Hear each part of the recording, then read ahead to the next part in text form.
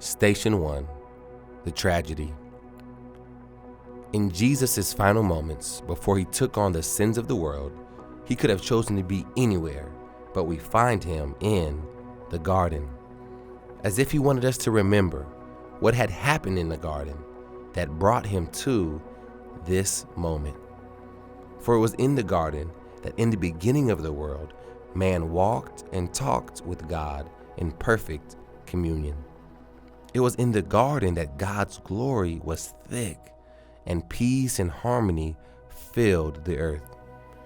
But it was also in the garden that the most tragic event in history occurred. Man rebelled against God and sin entered the world. It was there that the disease of death spread to all men. We now would forever fall short of God's perfect standards. The relationship between God and man was broken.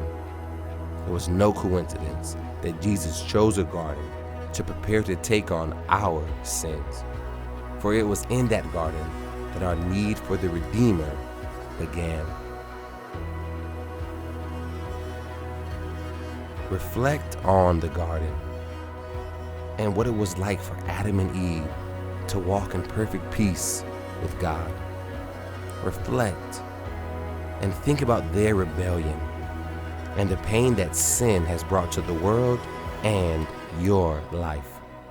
Remember the anguish of Christ in the garden as he submitted himself to be a sacrifice.